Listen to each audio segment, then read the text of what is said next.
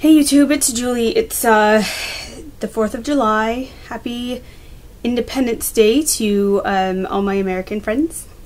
We celebrated our Canada Day, which is our Independence Day when we became a country on July the 1st, which was last weekend, so we had a good long weekend. And that long weekend was full for me. We did, what'd I do? I don't know, all kinds of stuff. I'm kind of a hot mess here today. Let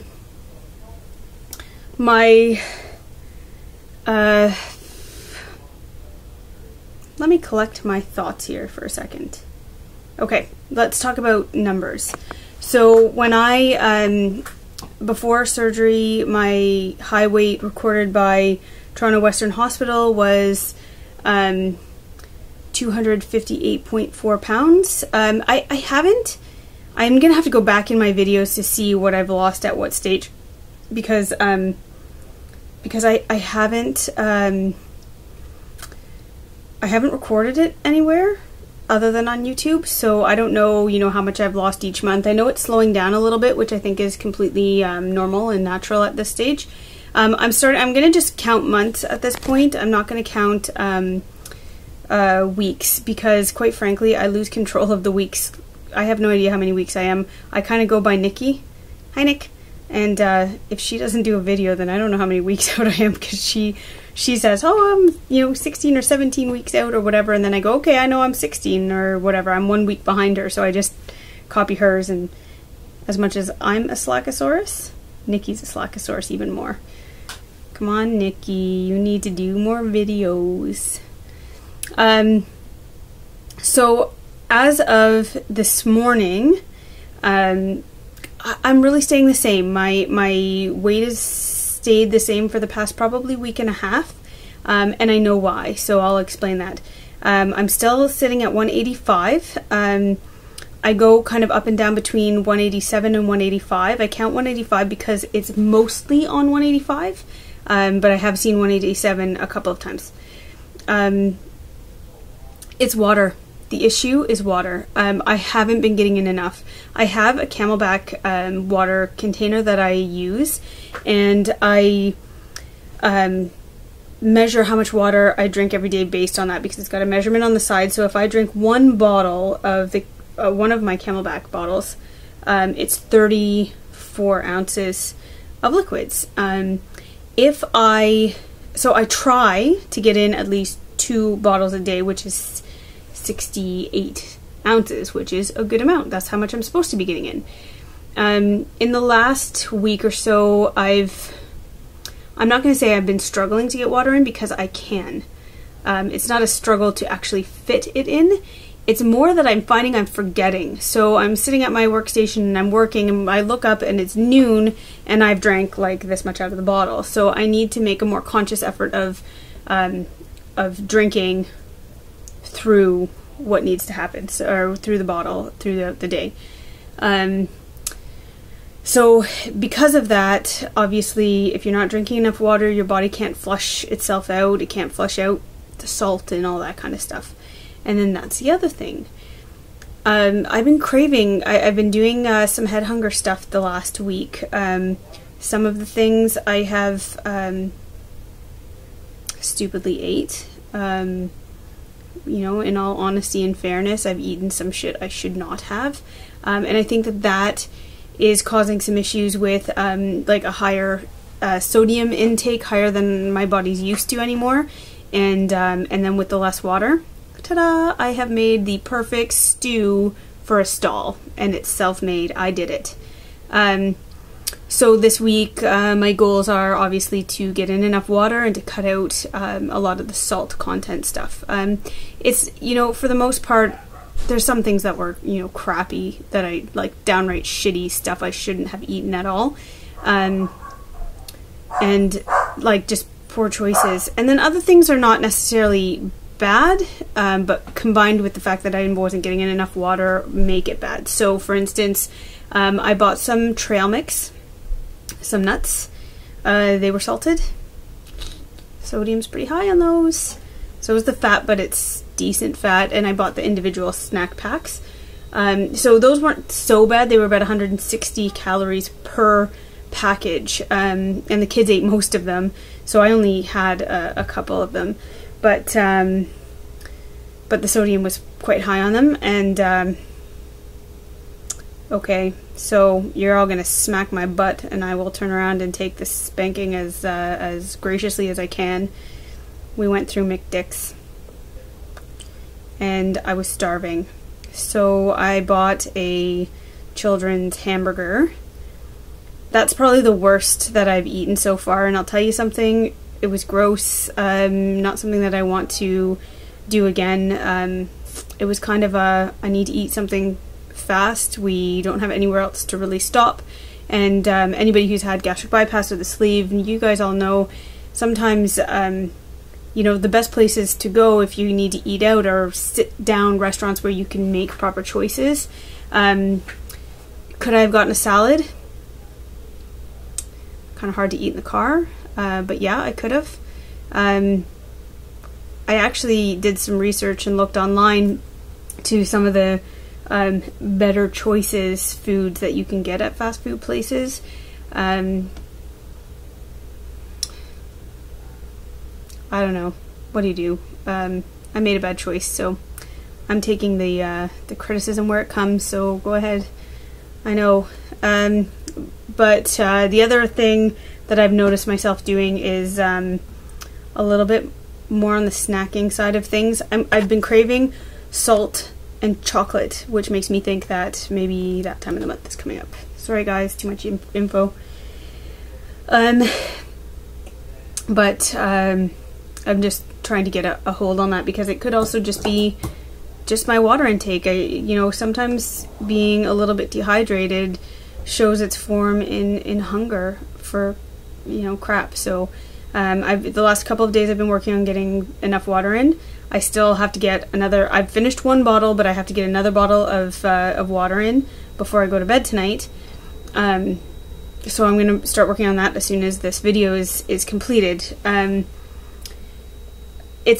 wanted to talk a minute about head hunger, because I'm not sure if anybody else is having this issue, but hey, you guys are the experts along, you know, you're along this journey with me. If you, first I guess, are you battling with head hunger? And then what do you do to combat it? So I've been trying to find things that I can occupy myself with that are not food related when I know it's not hunger, that it's head hunger or it's a craving. I also try to make things in a way that I can have them. I'm finding it easy with food type things, so like meats and that kind of stuff, for the most part I can have. So if I'm craving Mexican, I can make something that's, you know, good for me and Mexican. Or if I'm craving like burgers, I can make something that is, you know, better for me. You know, ground turkey, and you can buy I'm making like casserole kind of things, and you know, like that kind of stuff. But sweets I'm having a little bit more trouble with. I can make easily any stuff that's like cheesecake-ish kind of things, but I can't seem to find an alternative for things like chocolate or cakes and stuff. And not that I, you know, on one hand I don't want to give in to that craving because it's a slippery slope, and I know that. On the other hand, I want to be able to, you know, feed that craving the little bit to get rid of it, as long as it doesn't take me down a slippery slope. So, or just ignoring it altogether, and that's what I've been trying to do. When it gets close to that time of the month, it's much harder to ignore. Not that I want to binge on the stuff. I don't, you know, I'm not looking for a lot of it. Just, you know, a taste or whatever, but I don't know, I'm still contemplating how I want to deal with that. I know everything in moderation, and really, you know, if I eat something that's crap today, it's not the end of the world, you know, and just because I have, you know, say one piece of chocolate doesn't mean I have to finish the bag, or that I need to continue eating it beyond beyond today. I could leave it for tomorrow, or or not, give the bag to my kids, my husband, whatever, and go. So there's that.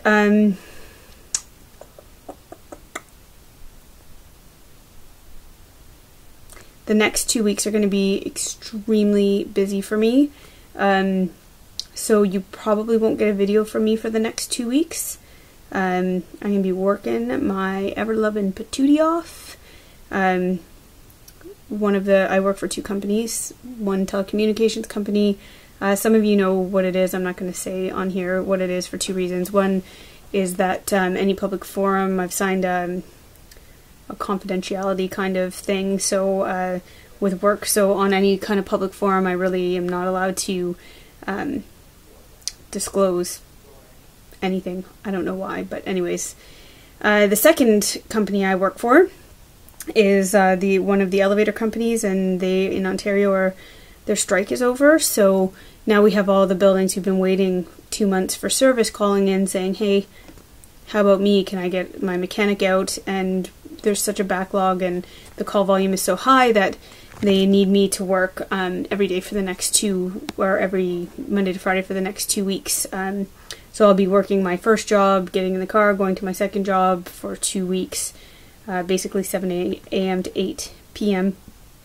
And those are long days for me, so I'll probably just be crashing out. The other thing that I wanted to talk about a little bit was exercise.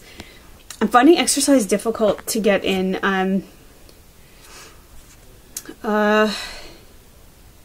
I don't have, how do I put this? I haven't joined a gym. I may join a gym eventually. Right now, I'm not joining a gym. I have a reason for that. So there's swimming. I can do swimming. But the problem that I'm finding with swimming is that swimming is at the community centers, and when I go swimming, it's on their time, not my time. Whenever they have the fun swim or the lane swimming is, whatever time they have, that is what time you have to go, and it doesn't necessarily fit with my schedule. And then there's things like, riding my bike I can do whenever I want, and I have no excuse on why I don't do that. And walking when I'm working, the hours that I do, it's actually difficult to find the time and the energy to go out and put forth the effort. So, I mean, I see on Facebook everybody who's subscribed to me on Facebook, you're all rocking the workout thing, and I want to be rocking out the workout thing too, so I've got to make a better effort on that. We're at 13 minutes, so perhaps I should let you all go. I will try to get an update next week. I can't promise anything. I am watching your videos. I hope everybody's doing really well. Some of you got your surgery dates. I think Doug Drops the Weight got his surgery date. There's a few other people who got surgery dates. I'm sorry. I'm drawing a blank on names right now. Sarah, my Sarah? Nerve Norgan, Sarah. Hi, honey.